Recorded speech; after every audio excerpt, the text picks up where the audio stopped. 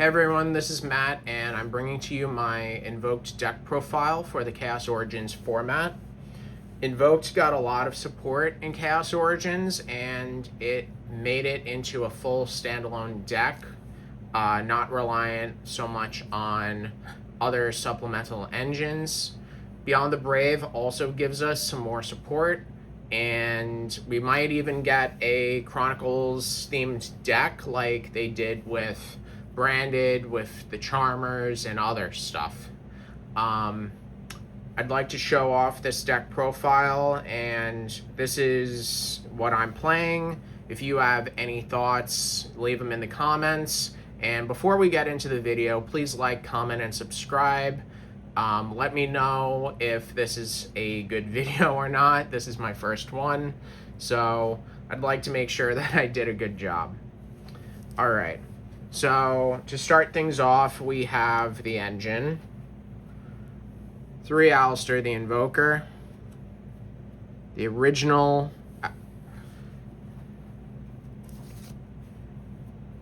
3 Alistair the Reminiscent. This is a good extender. Then we have more ways to Alistair with Magical Meltdown and Terraforming. Magical Meltdown is a really busted card. If you see that, like, you're just gonna end up going off uninterrupted. We also have 3 Iwis Divine Spirit of the Law, which can search any of your Alistairs. Then we have Sacred Spirit Sword Iwis, which is an E-Telly for Iwis Divine Spirit of the Law, so another way to Alistair. It's kind of crazy. Then we have our fusion spells. We have Invocation, Invocation Sword. Invocation Sword's new. Basically does the same thing as Invocation, but in reverse, and sends stuff to the grave instead. You can use it on your opponent's turn because it's a quick play. And you can basically loop Invocation and Invocation Sword over and over again. It's kind of busted. However, Invocation Sword is a hard once per turn, whereas Invocation does not have any restrictions on its fusion effect. Just be wary of that. Then we play the 2 bricks, Gamma Summon, and Vircom, the Divine Spirit of Artifice. Vircom is pretty good. It's an extender. It helps protect your fusion monsters' effects. You don't really want to draw it that often. You want to search it usually off like Bay Baron. Same thing with Gamma Summon. Gamma Summon's more broken because it can help us summon out one of our big boss monsters like Oceanus. And then it also can be used to recycle Elysium once it uses its board wipe effect, as long as Elysium was summoned properly. So don't go cheating it out with Gamma Summon and then expecting to revive it, because that's illegal. Anyways, this is the engine. As you can see, we have 16 ways to get to an Alistair and get combos going. So the math is something like 94% to see one of those cards in your opening hand going first, which honestly is pretty damn good. On to the non-engine next. Now, the non-engine is kind of up for debate. You know, obviously there's some cards in here that, you know, are always good into whatever meta, but, you know, maybe, you know, some of your choices, you know, you might want to run something different. Also, regarding the engine, I don't play Crowley. I feel that it's a bit bricky. I don't play Book of the Law for pretty much the same reason. Like, yeah, you can search both of them, but drawing them sucks. We wanted to minimize bricks. I also don't play Sorcerer of the Swamp. I don't really think it's that great. You can still play around the hand traps if you know what you're doing. It's not that hard, and like, also Sorcerer of the Swamp, like, it's just not searchable, so you have to hard open it. I would probably just prefer Crowley, honestly, better. Because at least Crowley, you can search it with the Magistus stuff and, still combo off, whereas Sorcerer of the Swamp, you have to, hard draw into it. So anyways, onto the non-engine. 3 Ash Blossom. It's Ash, best hand trap in the game, I guess. Always been relevant. Ghost Ogre. One of the few cards that's actually good into Roll-Ad this format. I wish I could play more than 2, but ratios, like, I just wanted a clean 40, so there we go. Mulcharmy Fubulos, because we need some draw power here. Droll and Lockbird next. Don't know why they put this to 2. I mean, I get why, but when Droll's in a format, it's never really a good sign.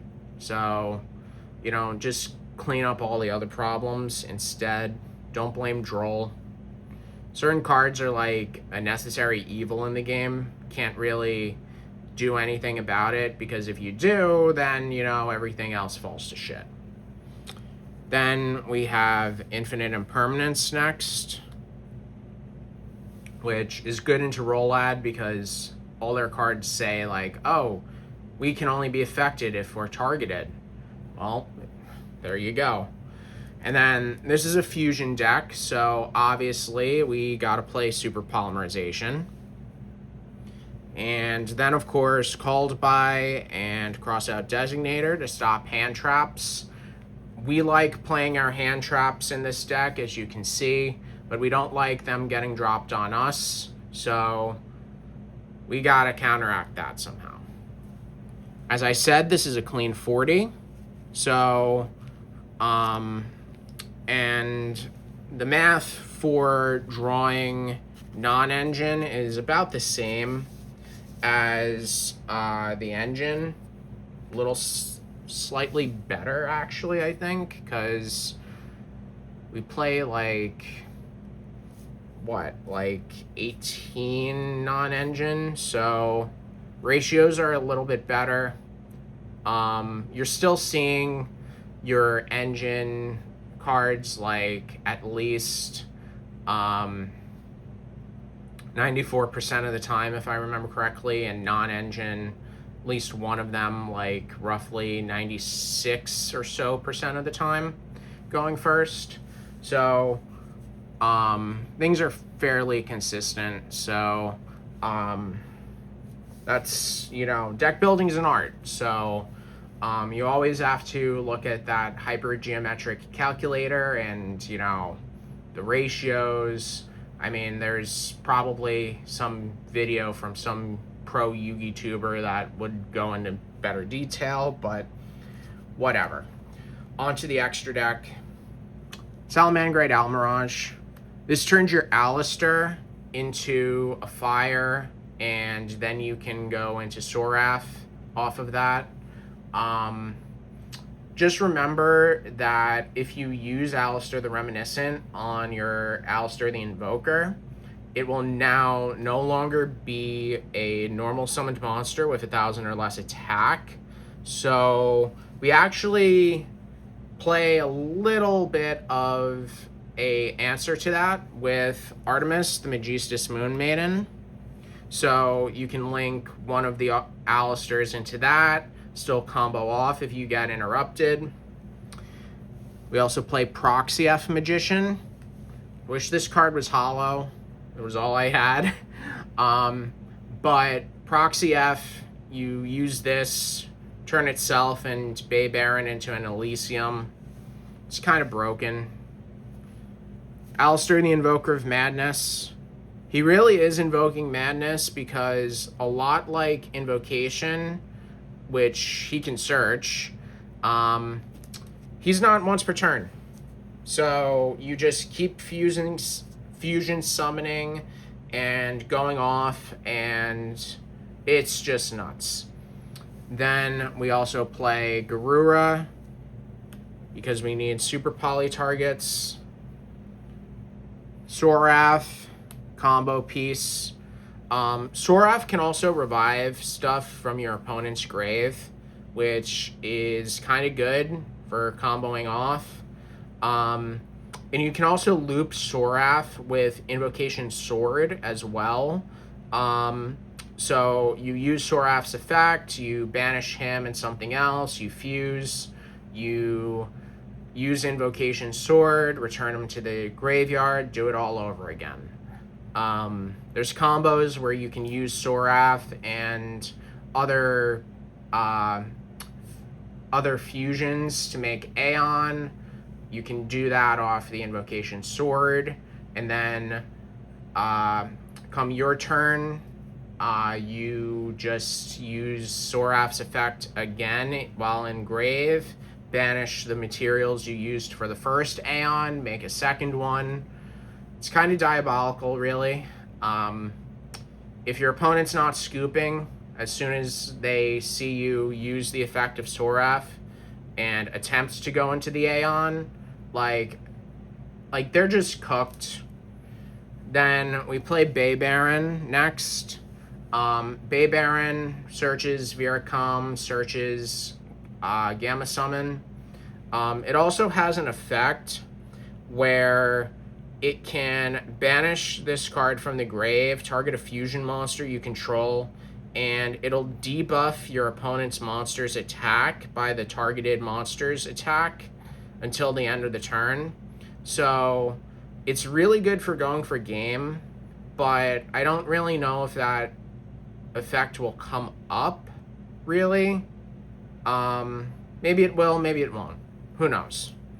We also play Invoked Ragin because we're usually banishing this off Reminiscent to get to our Sorath. You also can use Ragin effect on summon while under Magical Meltdown, and they won't be able to respond to it. You also have Invoked Mechaba, which Mechaba I don't really think we're going into as much anymore, but it's still there. It's still a negate. Still a good card, but more than likely we're probably just banishing it for Reminiscent. Next is Invoked Agoides. Agoides, just like Ragin, can use its effect on summon to get a free pop under Magical Meltdown where they can't respond. It also can boost its attack by the value of a fusion monster that's in grave. So I remember back in the day you could OTK with this in Dogmatica Invoked, where you use Maximus to set up a 5-headed dragon in grave and just get this guy to like 7k, and with the Alistair the Invoker it was a clean 8. So that was kind of nuts back in the day. You also play Invoked Caliga. Caliga, it's really good. Your opponent can only attack or use one monster effect per turn. So combined with the next card, Invoked Oceanus, if you have Oceanus up in the main monster zone along with Caliga, there is really no way they can beat your whole entire board, because they would have to attack the Oceanus, and if even if they get through the Oceanus, well, they just used their one attack for the turn to get over it, so Caliga still survives. Oceanus is also a dimensional fissure / macrocosmos, so you summon this, you summon Aeon, you summon Elysium, like, there's very little your opponent can do. There's still ways to out it, of course, but on to the next card, like I said, Invoked Elysium. Elysium's a board wipe, ridiculously good with Gamma Summon. So, and then finally we have the new boss monster, Invoked Aeon. So Aeon is also a board presence clearer. It can banish stuff on summon, and then rips from the extra deck as well. Gives you information on what your opponent's playing. Really good card. It's also generic, so hypothetically you could use it as a super poly target against this deck, against Branded, against literally any deck that has fusion monsters in it, and makes at least 2 or more on their end board. It's kind of broken. Like I said, we could make a second one, and I saw one list from the WCQ where someone was playing a third copy. Now, I don't necessarily think the third copy is wrong, but I don't think it's really, like, when are you going to make the third? And if you're already trying to make the third, your opponent will probably see the writing on the wall and scoop anyway, so kind of pointless. But anyways, that finishes up the extra deck.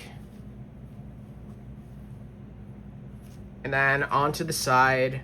So like the non-engine, the side is completely dependent on what your meta is like. Obviously, there's some choices here that you might agree with or might not agree with, but this is what I chose. So first off is Mulcharmy Perulia, then Harpy's Feather Duster to respect back row, Forbidden Droplet, Triple Tactics Talent, Evenly Matched, Solemn Warning, and finally Solemn Judgment. So the theory is that the Solemn Warnings, it's really good. A lot of people have been playing Solemns with this deck for going first. Just literally stops any summon. I mean, that is not inherent, you know, and actually starts a chain. However, I did want to play Solemn Accusation over the Solemn Warning, but, you know, coming back to the game after a few years, I still have not picked that card up. So maybe in a future list, you'll see me playing Solemn Accusation once I get that, but I don't have access to that right now. I also play Forbidden Droplet. Forbidden Droplet is not as great this format because Roll-Ad requires targeting and Forbidden Droplet does not target. So I feel that maybe Droplet, I don't want to say I'd cut it, but I don't want to say I'd still keep it either. Further testing would probably have to be done on that.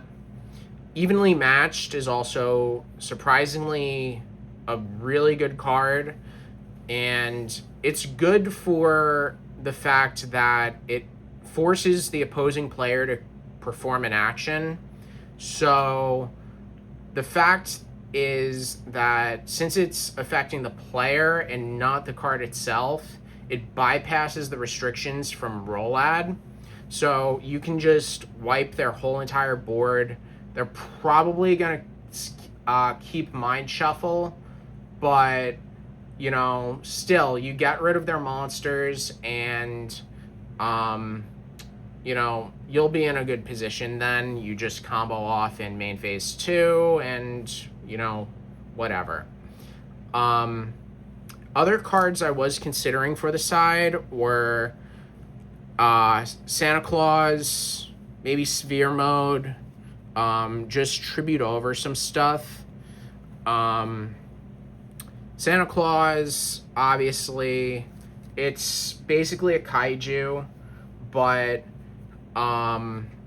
it's level 6, whereas Gamma Seal's level 8. So if you give them a level 8 and, you know, you stick that on the board, they're just going to end up tributing that off for their Chaos ritual monsters with Light and Darkness ritual. So, like, why give them extra power when you don't really need to? Sphere Mode's good. I'd probably play that. And then, oh God, there was one other card, and I can't remember it right now. Must not have been important, I guess. But this is my deck profile. Now, like I said, we're getting more support in Beyond the Brave. So we have Invoked Deanima, which is ridiculously busted. It's a generic super poly target, and it just like shits on every extra deck monster when you summon it. And under Magical Meltdown, they can't respond anyway. So that's pretty broken, to be honest. You also have the fact that for Chalice, Invocation Chalice, it's basically a super poly-esque effect with the combination of Shadal Fusion. So basically, like, it's good. Would be better if it was a quick play. Would be better if it's searchable. Maybe we get a way to search it in some future Chronicles anime version deck, whatever. But that's what we have so far. And I just remembered the card I was going to mention. Black Goat Laughs. Because going into Beyond the Brave format with Metacurious, that really broken Power Patron Link 3, I personally would probably want to cut them off from doing any combos. So go first, set that card up, activate it, call whatever combo piece required for them to get into that combo line, and you just shut off an entire line of play. Now, you can also use it against other decks as well, not just the Power Patron Ars Magna deck, but, you know, like I said, the non-engine is debatable. You can play whatever you want, really. So that's it for the deck profile. Thank you for watching. Like, comment, subscribe. Let me know what I could do better. And if you like this content, let me know. Just some shout outs at the end. Shout out to Lucas Sacco for the spreadsheet, helping me learn more combos and play lines. If you don't have the time to figure everything out all yourself, definitely consider getting help. I know some people are against spending money, but hey, you know, it's a very valuable resource to have the information, even if you're paying the money for it. Time is obviously more valuable than anything in this world. You can't get that back, and any time saved, you know, it's worth doing. I'd also like to shout out Slim YGO, Michael Hilario, the original Alistair the Invoker. God, we've been playing Invoked since its inception. I hope, if you're watching this, Mike, that you actually enjoyed the deck profile. I'd also like to shout out my testing group. You guys are great. And, you know, hopefully Invoked can do well this format. Shout out to all the people at the WCQ who did well with it. Shout out to literally everyone that has helped with getting cards for me. Like, I would not be playing again if it wasn't for everyone's support and help and just the overall general hype around Invoked. Like I said, probably in the beginning of this video, Invoked has been like one of my favorite decks since its inception. So seeing it come back, you know, is really nice. So thank you for watching, and, you know, hopefully we can do more videos like this.